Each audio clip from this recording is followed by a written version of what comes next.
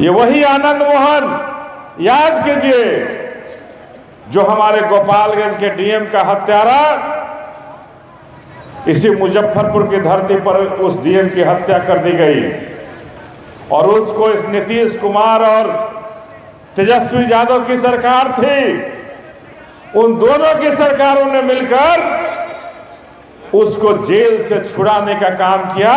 जो हम दलित का हत्यारा था, एक दलित आईएएस का हत्यारा था, उसको इन्होंने जेल से छुड़ाने का काम किया। लेकिन हम पर कहीं जुल्म होता है, हमारे घर और परिवार में घुस करके बलात्कार करता है, हमारे बेटे और बेटियों की हत्या करता है, उसकी गिरफ्तारी करने के लिए ये सरकार आगे नहीं आती। आज ना जाने बिहार में हमारे कितने परिवारों पर जुल्म हुआ, कितने परिवारों पर ज्यादती हुई, लेकिन कहीं भी नीतीश कुमार की सरकार देखने तक नहीं आती है। आज हमारी माताएं और बहनें बैठी है, वृद्धा पेंशन सरकार कहती है कि हम बहुत वृद्धा पेंशन दे रहे हो। हम नीतीश कुमार और मोदी से पूछना चाहते हैं कि क्या 400 रुपए में एक महीना तुम खा लोगे? एक दिन भी तुम नहीं खा पाओगे और हमारी माताओं और बहनों के लिए 400 देना चाहते हो। ये कौन सी जाति है? ये कहां की जाति है? तुम जानते हो कि हम बाबा साहब के संविधान से चलने वाले हैं और बाबा साहब ने संविधान में हमें हक दिया है, अधिकार दिया है, और मोदी जी अपने लिए 20-20 हजार करोड़ का एक प्लेन खरीद रहे हैं और हमारी इन माताओं के आंखों को कभी उन्होंने नहीं देखा, उनके आंसुओं को पोंछने का काम नहीं किया, नीतीश कुमार ने भी नहीं किया। इसलिए मैं आप सबों से कहना चाहता हूं कि अगर इस बार आप मजबूती के साथ अपनी बहन मायावती के साथ खड़े हो जाइए, मजबूती के साथ माननीय काशीराम साहब के मिशन के साथ खड़े हो जाइए, मजबूती के साथ बाबा साहब के सपनों के साथ खड़े हो जाइए और इस बार बिहार में एक बदलाव कीजिए और ये निकम्मी सरकार को उखाड़ फेंकिए और अपने आवाज के लिए, अपने हक के लिए, अपने अधिकार के लिए एक बार बहुजन समाज पार्टी के हाथी को चुनिए और बहुजन समाज पार्टी को अपनी ताकत दीजिए। निश्चित रूप से 400 नहीं, आपका वृद्धा पेंशन कम से कम 4000 किया जाएगा, ये हम आपके बीच में कहना चाहते हैं।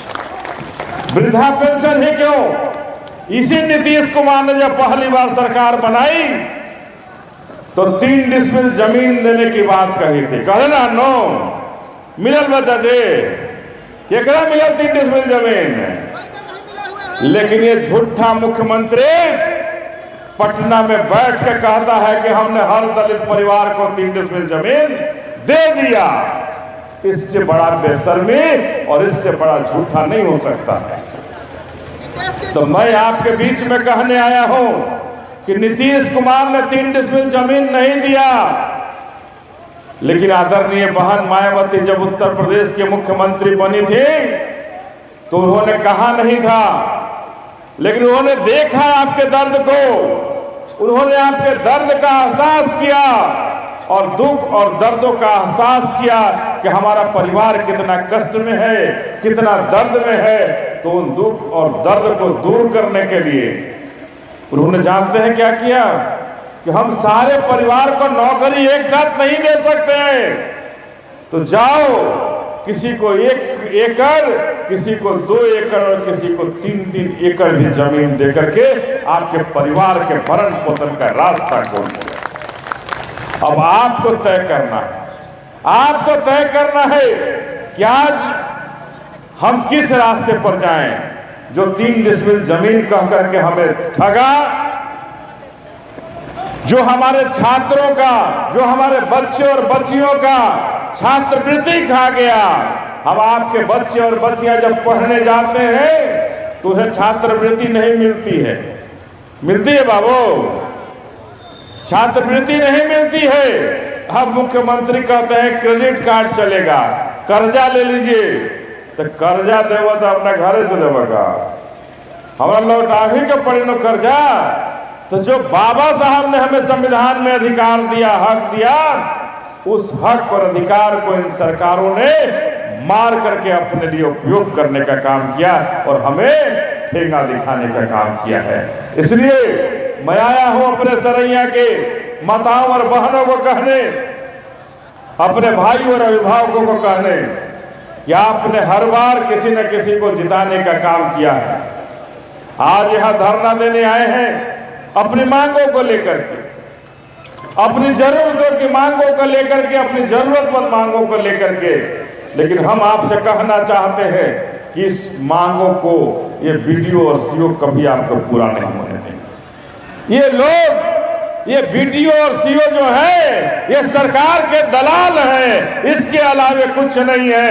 ये सरकार के सरकारी दलाल हैं, ये सरकारी बेईमान है, ये वसूलते हैं। जब आप वृद्धा पेंशन के लिए जाइएगा तो आपसे भी वो पैसा लेते हैं, लेते हैं कि नहीं लेते हैं? आप अपने जमीन का मालगुजारी कटाने जाइए, उसमें भी ये पैसा लेते हैं। आप अपने बच्चों के लिए एक आय प्रमाण पत्र बनाने जाइए, उसमें भी ये घूस मांगते हैं। ये घूसखोर लोग हैं और ये घूसखोर लोग अपने दादा तक पैसा पहुंचाते हैं और घूसखोरी करके यहाँ राज करते हैं। ये अंग्रेजों का राज तभी खत्म होगा जब आपकी सरकार बनेगी और आपकी बहुजन समाज पार्टी की सरकार बनेगी। इन घूसखोरों का कहीं जगह नहीं मिलेगा, इन घूसखोरों का कहीं जगह नहीं मिलेगा। इनको काम करना पड़ेगा और गद्दी आपकी होगी, आपको जाना होगा, बिना रिश्वत आपका काम होगा। इसलिए मैं आप सबों से गुजारिश करने आया हूं कि एक बार अपनी बहुजन समाज पार्टी के लिए तैयारी कीजिए और इस बार इन मांगों को हम मांग रहे हैं, लेकिन ये भी जान रहे हैं कि ये निकम्मे लोग हमारी मांगों पर गौर नहीं करेंगे।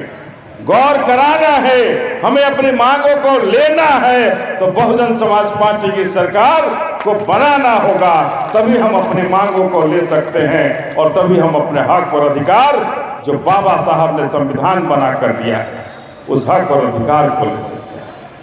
आज सब हमारी माताएं बहनें मंदिर जालो लोग बाबा के खूब पूजा तारो लोग, शिव चर्चा खूब होता नो है। शिव जी हमने कुर्सिया में बैठे का अधिकार दिले रहा न, ये कुर्सिया पर बैठे के अधिकार के दिले बा है? बाबा साहब दिले बड़ा। बाबा साहब ने हमें कुर्सी पर बैठने का अधिकार दिया और बाजार में अगर चलने का अधिकार दिया तो बाबा साहब ने दिया। और अगर आज हमारे घर में कोई नौकरी करता है तो अधिकार बाबा साहब ने हमें दिया है, दूसरे किसी की ताकत नहीं थी जो हमें अधिकार दे देते। इसलिए मैं आपसे कहना चाहता हूं कि अगर बाबा साहब के सपनों को पूरा करने वाला कोई पार्टी है, बाबा साहब के सपनों के साथ चलने वाली कोई पार्टी है तो बहुजन समाज पार्टी है। एकमात्र देश की पार्टी है जो बाबा साहब के संविधान से चलने वाली है और बाबा साहब के सपनों को पूरा करने के लिए आगे बढ़ सकती है। तो हम आप सबों से कहना चाहते हैं कि मैं एक शूद्र का बेटा हूं, अगर आज माइक पर बोल रहा हूं तो बाबा साहब का देन है, बाबा साहब के संविधान है जिसकी बदौलत हम माइक पर बोल रहे हैं। और आप अगर कुर्सी पर बैठने का साहस किए हैं, बैठे हैं, तो बाबा साहब का सुंदर संविधान है जिसकी बदौलत हम कुर्सियों पर बैठे हैं। आज अगर हमारे घर में कोई नौकरी कर रहा है तो ये कोई मोदी और लालू का देन नहीं है, ये हमारे बाबा साहब की ताकत, ये बाबा साहब का उस संविधान से ताकत दिया है जिसकी बदौलत हमारे घर के लोग नौकरी कर रहे हैं। तो हम आप सबों से गुजारिश करने आए हैं कि इस बार बाबा साहब के सपनों को पूरा करने के लिए, माननीय काशीराम साहब के मिशन को पूरा करने के लिए और बहन मायावती को देश का हुक्मरान बनाना हो तो एक बार बिहार की गद्दी पर बहुजन समाज पार्टी को बैठाइए। निश्चित रूप से आगे आने वाला समय हमारे बहुजन समाज का होगा और आपको कहीं अपनी मांगों को लेकर के धरना प्रदर्शन नहीं करना होगा। आपकी हर मांग आपको घर बैठाए पहुंचाई जाएगी।